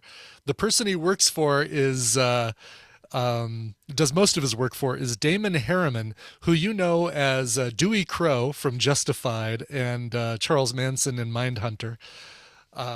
Who's, obviously Australian, and I never knew that until now, I think. I just learned that Dewey Crow is Australian. But he's wait a minute, you're blowing my mind here. I had no idea that guy was Australian. Really? Yeah, he's really Australian. Okay, once again, Australians know how to do American accents and then American like Southern accents better than we do. They're amazing. Yeah. Crazy. He's absolutely brilliant. And as far as like people you recognize, he's probably going to be the only person in this show that you recognize. It's got that kind of dark feel that you get from Sopranos and sometimes Dexter, but there's that whole life balance of like he's living one life as this hitman, but then he's also got a daughter and an ex-wife and a new girlfriend that he's kind of keeping this life from, and that's kind of your Dexter parallel. And of course, the fact that he's a hitman for hire is why it reminds me of Barry. But all of those things do at times have a really weird black comedy about them, a really weird, twisted comedy side to them, and that's what this one has as well. It's, at times it gets violent, at times it gets dark, but it's but this character, Ray Shoesmith, the main character, by the way, played by Scott Ryan, who is also the writer, creator. He's I think producer of this as well, and he wrote the original movie that this is kind of stems from, which was called The Magician. And then he turned it into this series. Give me the name one more time. Hey, just like, and this is sort of his first thing. Like this is his first thing, yeah. And did three seasons. It just ended. The third season just ended in September, but it was basically he wrapped it up. So you basically got not uneven seasons, but first season is like 6 episodes. The second season is 11. The last season is 9. So it's an inconsistent number of episodes in the season, but you basically got 26 episodes of the show that you can watch on Hulu. What's the name one more time? Also, it's called Mr. Inbetween, and that comes from the song "Accentuate the Positive, whatever the negative, and don't mess with Mr. Inbetween." The lyrics of that song. Filmed like out and about in Australia, right? In Australia, yeah. I think in not in Sydney, but kind of in where is he? Other parts of New South Wales. Other parts of New South Wales, yeah, exactly. Okay. I remember seeing this poster, the guy with the match burning in his mouth. Yes. It's an FX joint. Okay. It's an FX joint. It's on Hulu. All the episodes are on Hulu. And eliminate the negative. Thank you, Tally. I couldn't remember that second line, but it is. We devoured all the episodes of this show because it's got so much heart. This main character and his relationship with his daughter is maybe the best thing about this show. And you're reminding me of several years ago, a coworker of mine and a friend came to me at my desk and said, "I need you to watch this show that has so much heart, and I've loved it so much." And he turned me on to Letterkenny. Oh yeah. And like it does have heart. What he didn't say, that it's like vulgar, like extremely, you know what I mean? Like he didn't say that. He just said, "Oh, you're gonna love how much heart." I feel like I run into this with Australian things and New Zealand things and Canadian things and British things too. I think some British stuff as well. But there's something very weird about the fact that I find heart in things like Letterkenny, or even more so in the Trailer Park Boys, for whatever reason. Is so like meant to be, dirt level crass and everything else, but there's weird heart in their stuff. It's hard to explain. I love it though. Yeah. Speaking of, there's the Shoresy show just came out. What? Shoresy on his own? What? Yeah. What? Yeah. No. Yeah. There's 4 episodes and it hit Crave like 10 days ago. Oh my gosh! Are they gonna actually show Shoresy though? Like he's gonna, because he's just played by what's his name, Jared. Yeah, by Jared Kiso, and that's the thing. I don't know. I haven't looked at it yet, but man, it would be freaking funny if every scene of Shoresy had his face obscured somehow. What in the frick? Okay, awesome. I must know more about this. I'll have to find out. I love that character. Oh my gosh. All right. Well, that sounds great, Brian. Right. You've convinced me without very much need to. It sounds awesome. Yeah, it's so good. Mr. Inbetween on Hulu. Let's go to my second one. This is a this I believe is the first series, first kind of mini series in what's going to become an anthology drama series. But this one is specific about a certain thing. And it's funny because my clip does not even include the main character that, or the main person that this is a kind of a docudrama about, or docu-comedy or whatever. Oh, weird. Boy, that's a really confusing thing. But this is a series. Here you go. All right, here you go. The best thing about Travis is he'll run through walls to win. The worst thing about him is he thinks everything's a wall. Have you lost faith in him? No. Just that he's got unfettered power, which we helped give him, and he's spinning off course a bit. We just need to be his bumpers. Help keep this thing from heading toward the gutter. We redirect him in a small way. He sees that it's better, then we can work with him. I get it, but Travis has more power than any of us because of his super shares. Exactly. Our hope is to team up. We can't bully him, but if we sit back right now, we do nothing. Might lose him. Might not be able to reach him again. Now is the moment for intervention. So on the tipping thing, we need your vote. Well, I see that. I see that you do. I have no idea what that is. I just realized if you make a dramatized documentary about a big business venture that went south, we're going to love it. I just like it just occurred to me, like, it's Elizabeth Holmes, it's We Crashed, it's like, right, just it's like The Dropout, it's right, yeah. Yeah, people love that stuff. I guess The Dropout was the fake German heiress that I also did a thing about. This is like, it feels like it's right in the same line of that. That's Kyle Chandler, by the way, that voice that you're saying. I know I recognize that voice. Speaking of Friday Night Lights, we just talked a lot about alumni from that on Battleship this last weekend. That is a show called Super Pumped, and the first season of Super Pumped is called The Battle for Uber. This is about the Uber CBO, former Uber CEO Travis Kalanick, who took this idea of people ride sharing and battled local unions, battled taxi cab companies, battled drivers at points, and things to make Uber happen. And this is fascinating. It's really, really well done. I don't know. I haven't looked to see what the rating is. I think it's probably got like a 60 or 70 on Rotten Tomatoes. Looks like 58%. It's better. It is better than that. You've got Kyle Chandler as the angel investor that works with Joseph Gordon-Levitt. Joseph Gordon-Levitt plays Travis Kalanick, the main guy. Yeah. And it's a hard character to watch because you're hating him but rooting for the people who work with him at the same time. Yeah, like in real life, he's kind of a villain. And so I'm just curious, like, if they portray him as just, a mustache twirling villain, or if there's like something to like about Travis Kalanick. There's a drive and a dedication. I mean, the beginning of that clip, Kyle Chandler says it perfectly. He when he's got something that he wants to achieve, he will break down every barrier on his way to get it. The problem is that he thinks everything is this barrier that he has to get through, and so everything turns into a fight. Right. You've got, this other, like, this supporting cast of characters. You've got Uma Thurman as Ariana Huffington. What? You've got weird. You've got Carrie Bechet from *Halt and Catch Fire*. She, by the way, she is my pick. If they're going to be casting an Invisible Woman, a Sue Storm, Sue Richards, Carrie Bechet would be my pick because she would be the perfect actress to play that role. Elizabeth Shue is his mom, which is really it's got to be a difficult thing to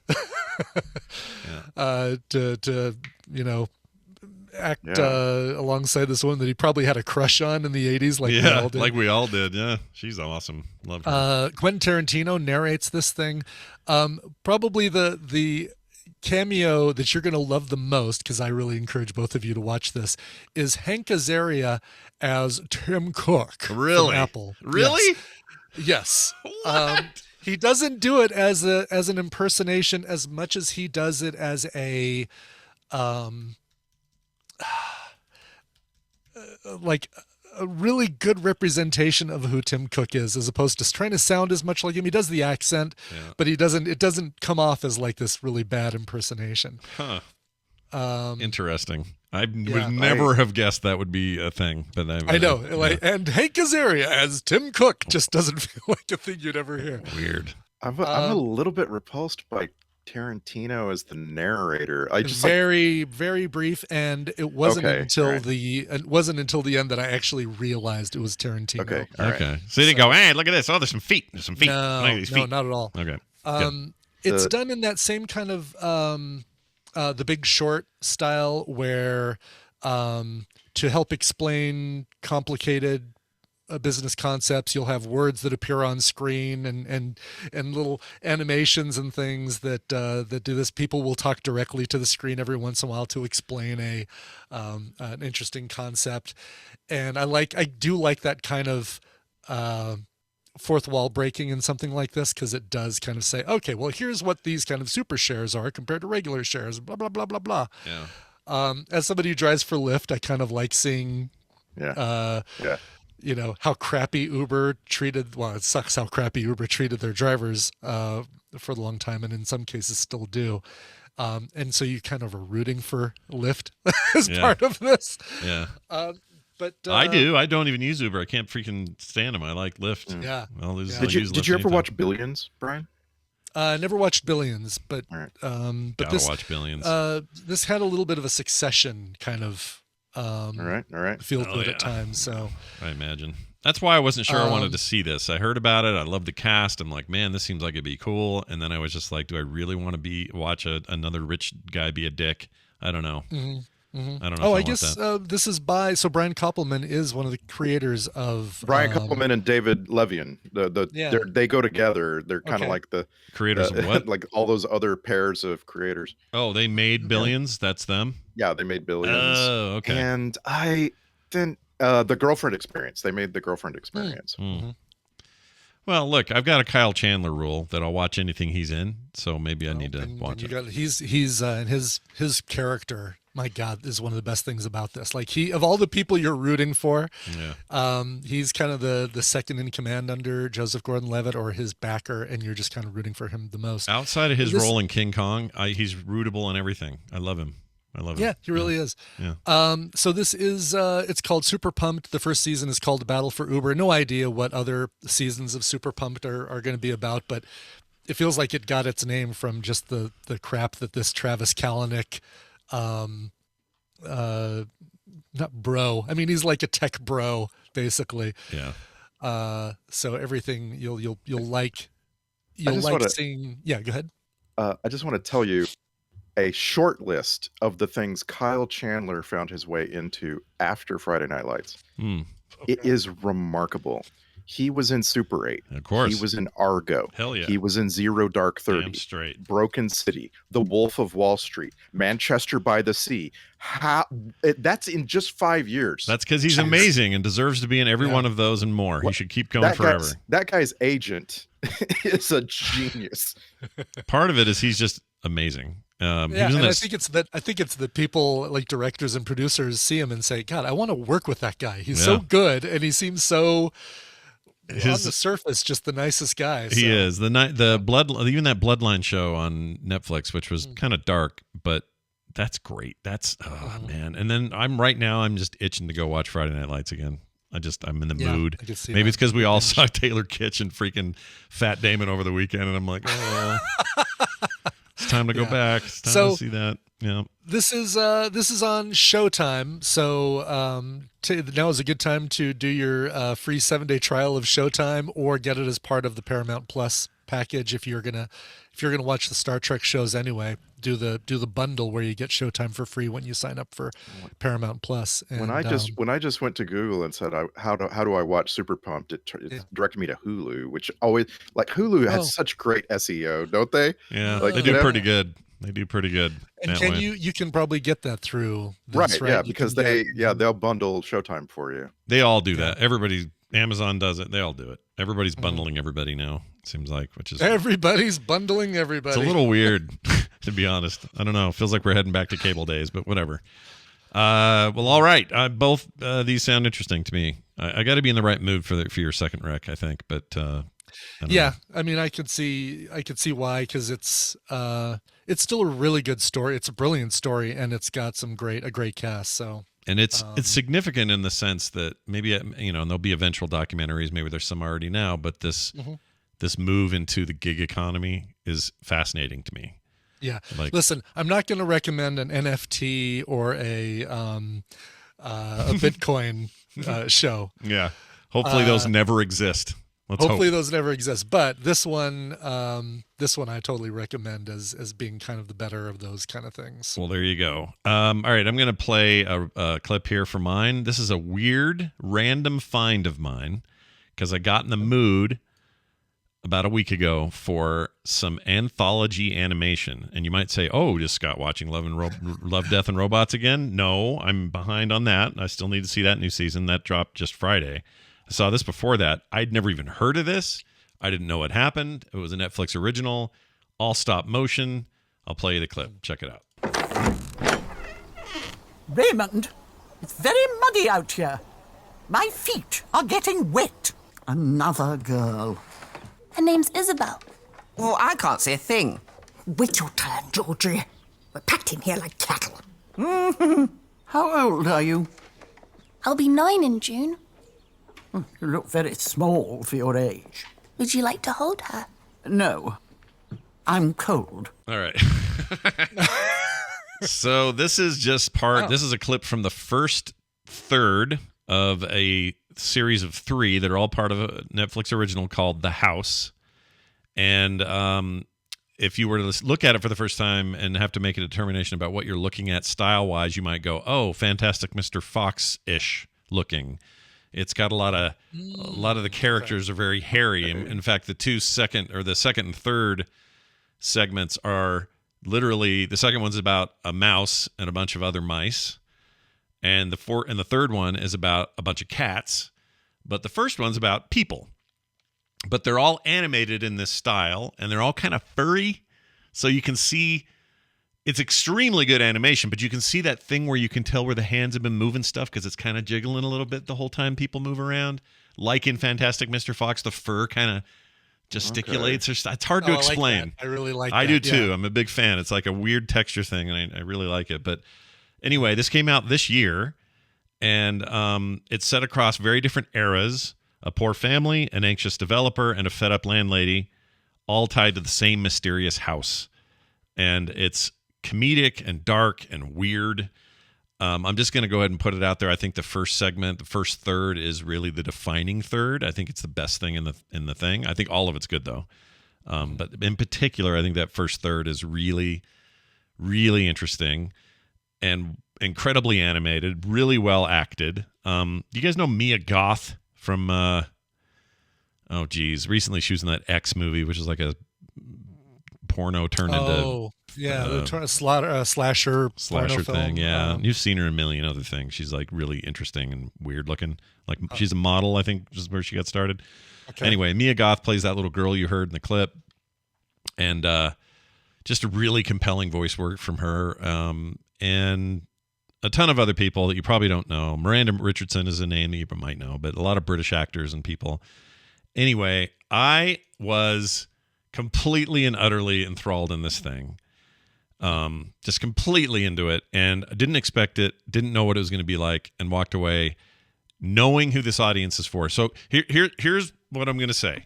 If you're somebody who likes avant-garde, strange animation, if you used to go to animation festivals in the 80s and 90s, like I did, if you were, Spike and Mike or whatever it was. Exactly. Yeah. If you watched Liquid television because you couldn't wait to see what weirdness is around the corner, like I did, then this is for you. In a lot of ways, it's the same people I would say Love, Death, and Robots is for. If you like avant-garde animation, non-traditional, not Disney, not Pixar, not normal, mainstream stuff, then this is for you. It's not like uber violent. There's a couple of swears, but no F-bombs or anything. It's all just, kind of adult hells and damns and things. So I think it's actually even okay for kids, but I wouldn't recommend it for anyone younger than 10. I think it's a little too weird maybe for the younger set.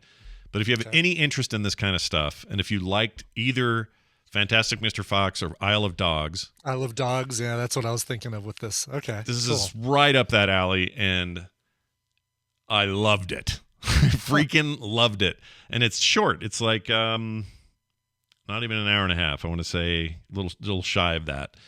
And it's just a masterwork of animation and weirdness and unexpected moments, and it's a really weird. The first one is set in like the turn of the century, early 1900s.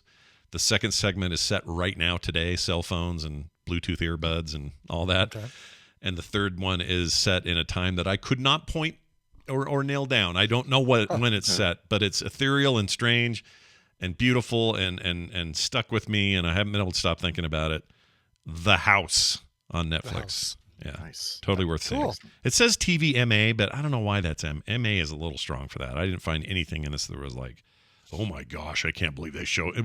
There's nothing like that. Mm-hmm. So anyway, highly recommend it. Go check it out. Okay. Thank you. Yeah, it's a good one. Randy, set me up for what you got here on this clip, will you? It's hard to explain. So you're about to be taken back in time about 200 years. And you're going back to England 200 years ago, and a fairly wealthy group of people are all sitting at the breakfast table. They're having breakfast, and it's again the main character is quite a skeptic, and her little sister, or not little, but her younger sister, has recently encountered something that she's very excited about. And they're talking about it. All right, let the skepticism begin. Good Lord, listen to this. The Leeds Selby Railway was opened yesterday with neither ceremony nor incident. What do you think about that, Mr. Washington? They're popping up everywhere. The country will be riddled with them. Apparently, railways are unhealthy. They cause headaches and biliousness, and a cow exploded. Sorry? Apparently. Good heavens. In Hereford. They won't catch on. Tell me about this cow. It exploded in Hereford. Or was it Hartford? Hampshire. One of them. It roared past at 15 miles an hour, and this cow must have, exploded. How? Well, from fright. Shock. Just the one? Is that possible? No. So there's a whole herd of them? I didn't say there was a whole herd of them. And just the one explodes? It might have been the only cow present. I don't know, I wasn't there. Well, if it was in a field on its own, it's more likely to have been a bull, surely. Whatever the sex of the beast, however many were present, this one apparently exploded. You're painting a very confused picture there, Marion. Must have made a mess. Do you think someone's been pulling your leg? No. I think it's the dizzying effect of a carriage with no horses pulling it, travelling past at such abominable speed. Oh my god! It seems like I love British stuff. This seems great. Yeah. I promise you, despite what I'm about to tell you about this show, you will love this show. Okay, so that was Suranne Jones. She is incredible, but you probably haven't seen her in much if you haven't been watching British TV dramas for the last 20 years. As the title character, Anne Lister. It's based on the true story of Anne Lister, a English landholder in the early 19th century, which is bizarre enough. Yeah. Her younger sister was Gemma Whelan as Marion. You'll know Gemma Whelan from Game of Thrones and the first couple of seasons. She's the younger woman who takes over the Iron Throne up in the not the Iron Throne, the islands. Oh shit! I've completely forgotten what the Greyjoy's sister. Or no, it's the Greyjoys. Thank you. She's the Greyjoy sister. Right. Who's I know her. She's great. I like her. In reality, Anne Lister was a truly remarkable human being who was an out lesbian in a time when that was just unheard of. And a traveler She actually, in real life, she died at age 49 in Georgia, like that far away from the UK. This is a dramatization. There's a lot of extra fiction pumped into this thing, but it is all about the wild events that must have occurred around a woman owning a significant piece of property, near Halifax in England, and what she does with her time and wealth and her energy. She's the most energetic person that ever lived, and it's just it's a bit of a soap opera. It's not often as funny as the clip that I just shared with you, but it's a really cool show. Yeah, oh, Gentleman Jack, to say it again. Gentleman Jack. Oh, yeah. Jack. This is one my wife was eyeballing and saying she wanted to make sure to watch. And I guess I didn't know it was out. For some reason, I thought it was still coming. I guess it's out. And the first season came out years ago, like 3 years ago. Yeah. And it just went unnoticed. And so we watched it at the time and really enjoyed it, but then thought, well, they'll never make a second season. And now we're in the second season finally. And I'm just hoping that I'm hoping we get more. I really hope we could get people to watch this thing so HBO will make another season. Yeah. I for some reason I thought it was brand new and not yet here. I guess I saw an ad and went, oh, that looks interesting, and then didn't think about it since. So that's good to know. I'll tell her it's all go for it. Watch it. All sorts of really interesting little roles sprinkled around in the show. Like she has is having a relationship with a woman named Ann Walker, who's played by Sophie Rundle. That's a main role, but you will have seen Sophie Rundle in other things. She was in Peaky Blinders. She was Ada Shelby in Peaky Blinders. You'll recognize her. Oh yeah. Okay. I know her. Just it's a pretty typical show overall. Like it's got subplots and like every episode has a whole story where at the end you're like, ooh, what's going to happen next? But it also, like I say, it's trying to mostly tell a true story, which means that it's just hard to believe sometimes, because truth can be so stranger than fiction. Sure. I didn't realize, by the way, I was just looking at Gemma Whelan's IMDb. She does a bunch of video game voices. I had no idea.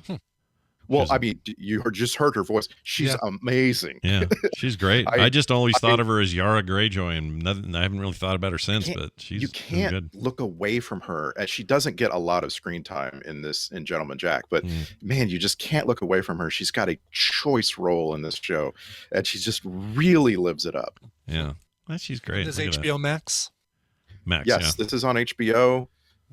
Again, this is we're currently in the middle of the second season, so if you start watching it now, you can get to the end by the time they put out the last episode of the second season.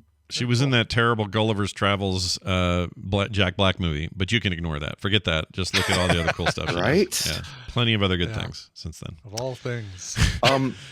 Anyway. A bunch of people that I think Scott's gonna love in this show, a bunch of old English actors. Oh, I love it. Like they come and go all over the place. Her aunt, the main character's aunt, is played by an older actor named Stephanie Cole, and she is just phenomenal.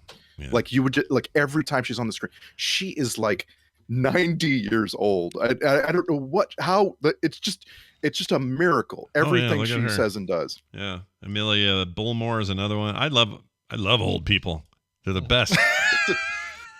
They're great, especially old British people. They're just cooler than us. They got it going on, these people that are old. Anyway, oh yeah, she was in this. My wife loved Doc Martin. She's all over that show. Yep. I remember that. Yeah. I just I think I thought about Scott a couple of times when there's like plenty of scenes where the more middle-aged or younger adults end up in conflict with the ancient people, and they have to go to someone's estate and sit down in their sitting room and talk to them. Yeah. And you get this old actor playing someone who's had money all their life and comfort and just will not put up with what is happening right now. Yeah. And those are just awesome scenes. She's been in She's been in TV and movies since a year before I was born. That's crazy. It is. Well done. These are all, of course, available streaming on these various services. And how will you keep track of all of it? Well, Randy posts it up everywhere, including Twitter and over there on our Tadpole Facebook group, as well as the Discord and just about everywhere else. So follow him, Randy Deluxe, on all those things. And he will, of course, put it there. It's also up on quicktms.ly. Quicktms.ly. Already up, by the way. And go to HBO Max and watch The Italian Job. The movie from 2003. Yeah, Filmsack this weekend. I've downloaded it so I can watch it on the plane. Right. Oh, I better check. That's right. We should make a quick note. We're doing Filmsack on Monday instead of the weekend because Brian will be coming back from his trip, but we're going to do it on Memorial Day. When there's no TMS, we'll be recording that. Not live. Don't get too excited. Don't worry. But between now and then, Scott, you and I are going to do a little bonus. Yeah, we are. So good news. Patreon is now happening over there at Filmsack. Filmsack got its own Patreon, and already things are kicking over there. So if you want to check that out, patreon.com/filmsack's the place to go. Go find out what benefits are there. There's some stuff we haven't even announced yet. I got a cool thing that all the top supporters are going to all have a chance to win.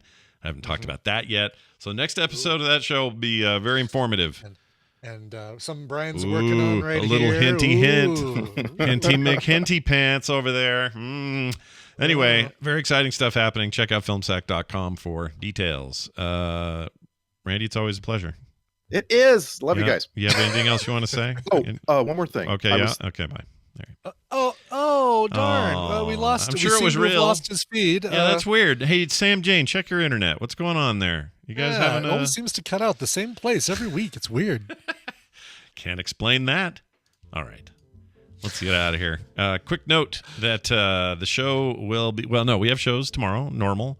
Then Brian is leaving, so we will not have a normal PM. I'm going to come up with some kind of stream or something that day. Maybe Carter. We are doing a play date on Monday, on Memorial Day, after Filmsack. So. Yep, so we're going to do Filmsack, and then right after Filmsack, we'll do a play date. Hopefully Brian and Randy will join us. They don't have to, but if they want, they can.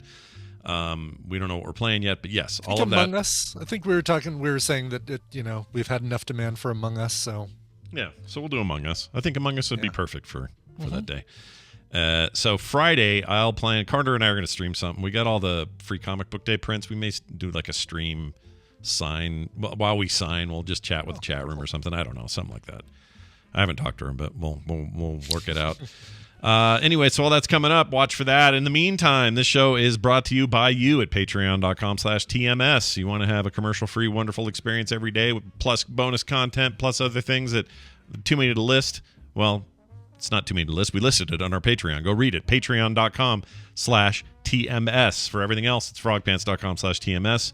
And now, we're out of here. Brian, play a song. What do you got? Okay, I've got this, Scott. This one goes out to Logan Swanger, who goes by the name Coaster Rage in Discord and chat when he can make it.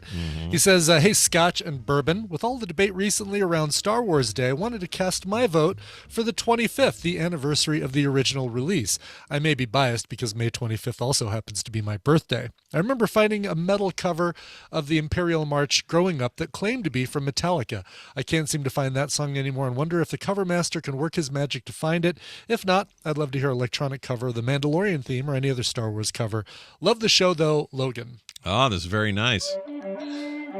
That one right there, yes, there exactly. Yep. Well, let's focus on your main request there, Logan. The obviously that thing came out, and it was back when any parody on Napster was Weird Al Yankovic, and any heavy metal song was Metallica. That's how it worked on Napster. People credited stuff to who it sounded like as opposed to who the actual artist was. That one, a little trickier to find, but I have another version that I think you're going to like as much. And maybe you haven't heard this one before, but it's very Metallica in their symphonic, like that tour they did with the symphony kind of style. This is excellent. This is the Imperial March by a band called Epica, EPICA, from the Classical Conspiracy from 2009, the Imperial March. Ooh, very nice. All right, that'll do it. We'll see you guys tomorrow. Take care. This show is part of the Frog Pants Network. Frog Pants Network. Get more shows like this at frogpants.com. Turd monkey. Oh. Well, okay.